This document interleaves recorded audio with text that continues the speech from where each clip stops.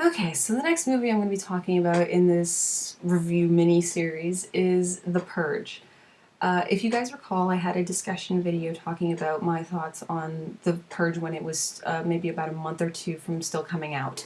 And in my discussion video, I detail that the reason I didn't think the film was going to work was mainly because of the production company behind it, which was Platinum Dunes, which is a Michael Bay pretty much run production company, which has not had a very good track record of good films. Needless to say, I was going into this movie with a very negative vibe towards it. But I try to stay fairly open-minded because, you know, my opinion from how a film might be, you know, it could end up being completely different. So I try to stay open-minded and try to just take in what the film gives me.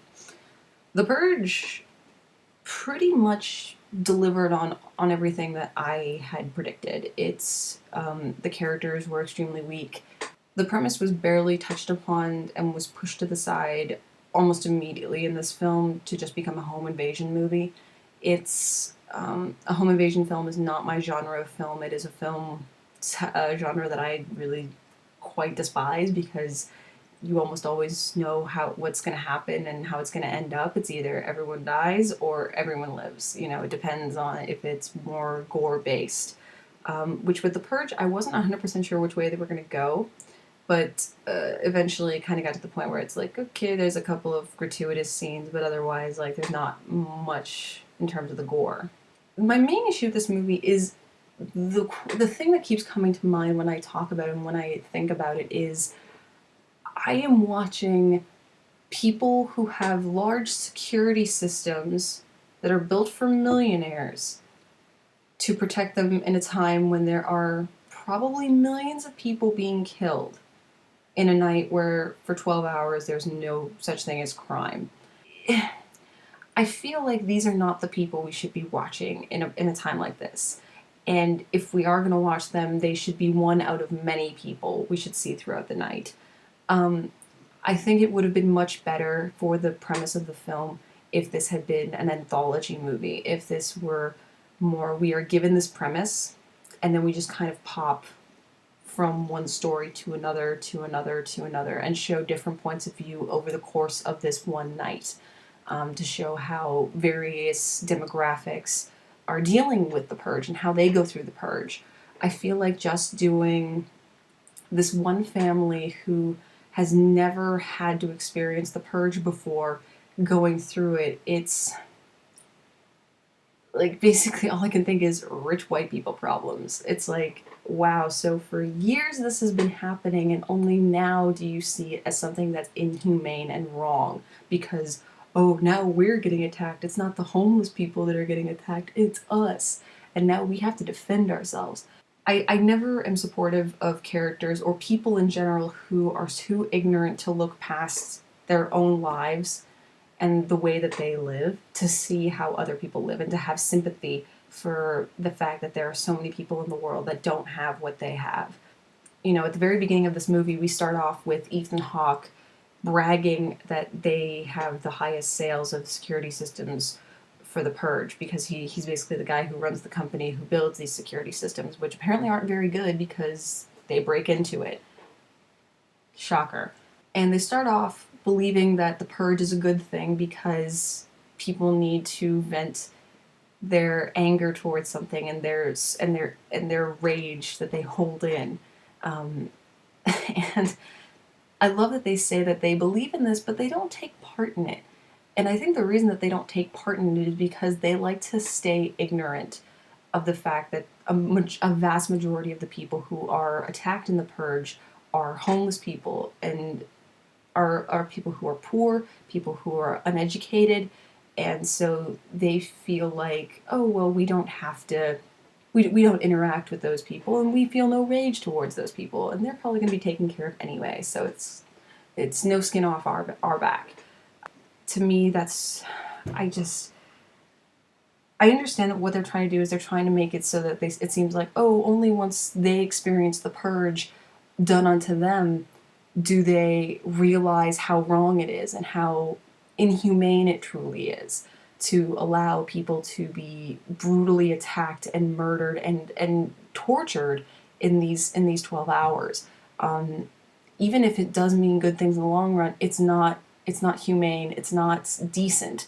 But if you're in that situation, let's face it, everyone's going to make the same decisions if they're put in that situation. It's amazing that they think at the beginning of this that the purge is a good thing and that it's something that needs to be done, despite how cruel and heartless it is. And they acknowledge that it's something that it is within everybody, and that everyone needs to have this. They need to have this release, and that it's deeply inhumane and cruel, but it needs to be done. All of a sudden, in the middle of the movie, they have a conscience all of a sudden that tells them, no, we can't kill this guy because it's wrong. So why were you supporting the purge all these years? Like, did that concept not dawn onto you until you were literally standing in that situation? Could you not fathom at the time when this was first implemented of, well, you know, if this were to ever happen to us, I wouldn't want to have to do that to somebody. I wouldn't want to have to be the person responsible for killing somebody. I don't think it's right. You couldn't have had the foresight for that. I just think it's so stupid that people can't have the foresight and they can't have the empathy to envision either themselves or a loved one in that position, which is what honestly the main issue with politics now is, that there's a lot of people out there who don't know how to put themselves in other people's shoes. So when we have the issues of gay marriage, when we have the issues of women's rights, people have such an issue putting themselves in the position of those that they're talking about.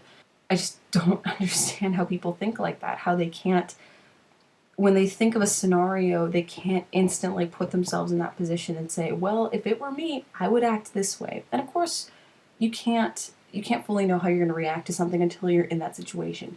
But there's just so many points in the movie where there's just stupid decisions that are made on behalf of human decency that should have been made a long time ago. That this was not the time for it. You've made those decisions to allow the purge and for it to be a part of your lives. You can't back out of it and say, well, no, I think we should all be decent human beings. Too late. If this is the world you live in, you gotta play by the rules now. Another major factor in this movie that I really dislike is how stupid, utterly stupid everyone is in this movie. So the kids in particular, the two children of Ethan Hawke and I forget. I know she's been in a couple of things, but honestly, I'm not really good with actors' names unless I really know them. She and Ethan Hawke have these two children, which are both idiots. First, they have their son, which, when they come home that day, he talks about how they've been taught the history of the purge in school. And then he has this sort of like discussion with his parents later about like, well, why does the purge happen? To me, you have to take into consideration when the purge was implemented in the timeline of these kids' lives. I think that the movie takes place in the year 2020, so that's almost a decade in the future. I think they're aiming that the purge was implemented at least 5 to 6 years before this film started. So that would mean that this kid, who looks like he's between the ages of 10 to 12, for roughly about half his life, the purge has been around. And for the half of his life that it would have been around is when he's at his most cognitive, when he understands the most about the world he lives in. So realistically, this kid is growing up with the understanding of the purge is a regular occurrence. It's just like Christmas, it's just like Halloween, it's just like summer vacation. It comes around once a year. And I feel like this kid is an idiot because he's asking these types of questions. And not necessarily that he's asking questions, but more about, like, I just don't believe that it's happening now. I feel like these would have been questions that he would have asked 3, 4, 5 years ago, not now. I just feel like at this point he would have an understanding of why people take part in the purge, and especially because the answer that the parents give is not super complex. They say people have pent-up rage that they need to expel once a year. That's easy. I'm sure the teacher told him that. during his history lesson at school. I'm sure his parents have told him that in previous years.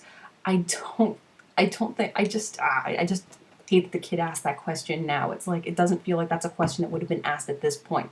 That feels like a question that he would have asked the first year it happened. If this was the first year of the purge, I can understand him asking that question.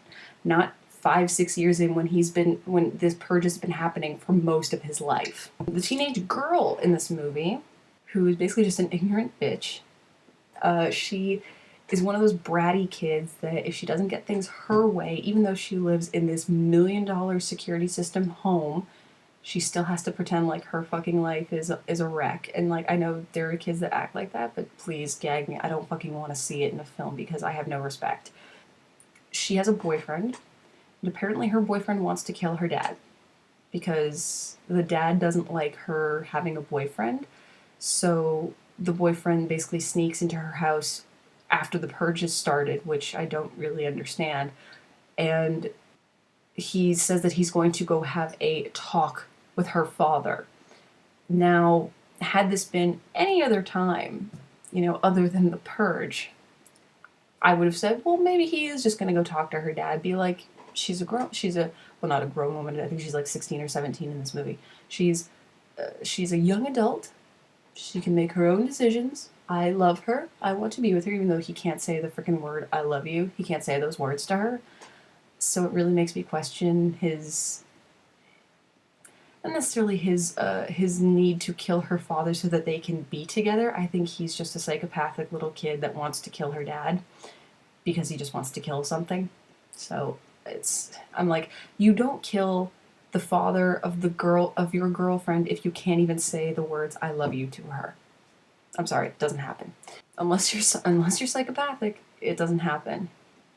So he goes to try and kill her dad after the purge has started, and this has also happened right after the stupid little 10-year-old, 12-year-old boy lets in this black guy who's being chased by a mob of rich people. And I'm like, oh, you stupid, stupid kid. And so now that they've let this guy into the house and the boyfriend of the girl got shot and the girl is in this sort of daze of she's just like, nothing is gonna be okay. I've had to face death.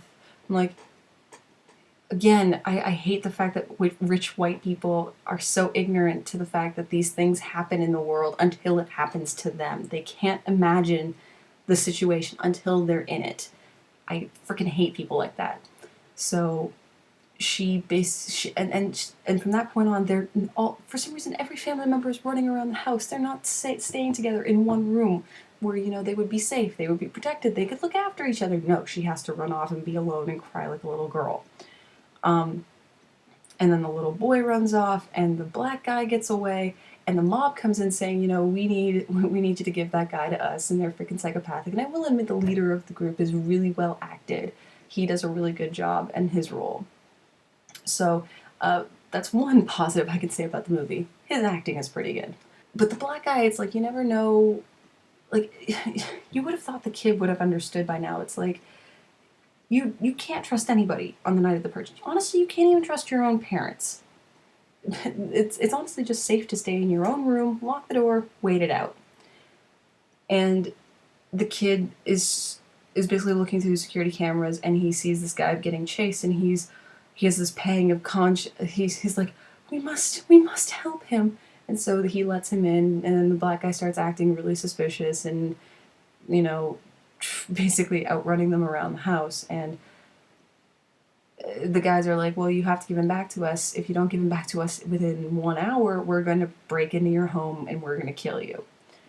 And when you're faced with that realization of it's either your family and you, or this guy who realistically, if you had never let into your house, would have been killed anyways, and by giving him up will leave you and your family untouched. Again, it's a really hard thing to do, but you're the people who agree to this concept of the world that you live in. These people are supporters of the purge, and they explain that by if you have these specific flowers on your front lawn, I think, it shows that you're a supporter of the purge, that you endorse the purge, and this family has it. So they show people that, like, we support the purge, we accept the purge. It's not necessarily like you can say, well, they always dislike the purge and that they just happen to get involved with it this one night even though they don't want it to happen. No, they support it. They understand the context of the purge and they understand what's going on. They just choose to be ignorant to it. And all of a sudden when it happens to them, they want people to be decent to each other. No, that's not what you agreed to. That's not what you put your flowers on the lawn for. So it's amazing because the wife is all of a sudden going, we can't kill him. We can't do this. What kind of people will we become? Well, you'll be alive, for one thing. And it's really amazing to me because the smartest person in this movie is the one that ends up dead. That would be Ethan Hawke's character. He's the only one that dies, despite the fact that every other freaking person in his family is the fucking idiot. So it really aggravates me that he's the one that tries to do all the smart things. He's the one who tries to get his family together in the house. He's the one who didn't want the black guy in the house to begin with. He's the one who wanted to give up the black guy. And yet he's the one who ends up getting his... I think he ends up getting shot or knifed or something. I totally forget. But some sort of killed. You know, it's a movie like this that really kind of bothers me, especially because there is the religious undertone in this film. Like, the fact that his kids, I think they go to a religious private school. I want to say they're Catholic because of the uniform that the girl wears. It resembles a Catholic uniform. And it seems like a lot of people in the neighborhood are probably going to similar private schools, similar religious institutions for their kids. And the reason this bothers me so much is because these are the same people that would easily turn on each other because they need to purge.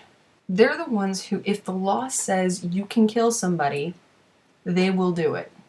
They have no sense of humanity, of morality, that even if they are religious, they will do what the law permits them to do. And for 12 hours, the law says that they can do whatever they want. You know, I'm an atheist. I don't believe in religion. I don't like religion in general as an institution. I think it's inherently corrupt. And I think it's a means to control people. I do genuinely believe that. I do genuinely believe that religious institutions are meant to control people. They're to control the masses. If you're the type of person that needs religion and needs God to tell you to not hurt another human being or to not do something bad, and I mean inherently bad, like you would feel awful for doing something like this. If you need God to tell you not to do it, and or any authority figure not to do it, instead of just knowing,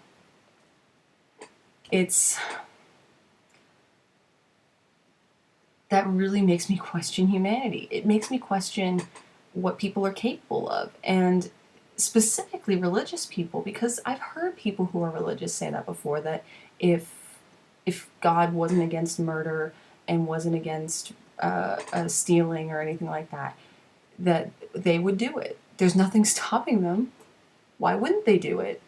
You know, that's depressing to me because I don't have a set code of religious doctrine or anything like that stops me from doing it. I don't do it because I would hate the feeling of having to do it. I would hate the feeling of having to hurt another human being, of having to kill another human being. It's genuinely, in my gut, I feel it's the wrong thing. And this is why morality is something that needs to be learned, not taught. You can't give somebody a list of things that you can and can't do and expect them to understand why. They have to go through the process of understanding people. They have to develop empathy. It's the only way that you eventually get a moral compass, is because you have a sense of empathy for other people. If you have no empathy for other people, you don't have morality, because the whole point of morality is understanding how we treat each other. And if you can't understand that what you're doing to another person is wrong, then you have no moral compass. So basically this whole film is just a lot of stupid decisions on top of ignorance, on top of stupid decisions, on top of odd twists. Like, I'm not going to talk about all these twists because I feel like I've been going on this review for a little too long, but it was an interesting concept, poorly executed, focused on the wrong people. It should have focused on the people that it more essentially would have focused on. This purge clearly does not affect the people that the film decided to focus on. It is a fluke what happened to these people in this film. It is nothing that they would have experienced had their child not been an idiot. The message does not come across as strong. The concept of allowing humans to purge onto each other and to rage on each other for 12 hours, understanding the consequences of those actions is not felt by these people. This is not the family that you should have focused on. These are not the people you should have focused on. And even if you did focus on them, it should have been for 10 minutes at most. This movie was only an hour and 20 minutes, 30 minutes long. It felt forever. Like, it went on for so fucking long. It just never ended. It was an hour too long. This could have been a short. It could have been a short film. It did not need to be as long as it was. It was padded. Pacing was bad. It was shot poorly. I hated the fact that most of this movie basically takes place in darkness with flashlights. It looks awful. And there's just nothing to like about these characters. None of these characters make smart decisions. None of these characters have a personality that's worth knowing or caring about. It's a lot of ignorant white rich people. And I don't care about them. I don't give a shit about their lives and their problems because they chose to ignore the ultimate consequences of their support of this. And it came back to bite them in the ass. All I can say is, you deserve it. So, obviously this is a movie I can't recommend. I don't think it has a very good score on Rotten Tomatoes. I dislike this movie more than I disliked Carrie, and I didn't even like the Carrie remake all that much, but I disliked this more. It was, besides a strong premise, it has nothing to offer. Honestly, it's just god-awful. I would probably give it like 5%. I can't find anything good about this film that I like at all, so. And I'm just rambling now, so let's move on to the next movie in my review miniseries.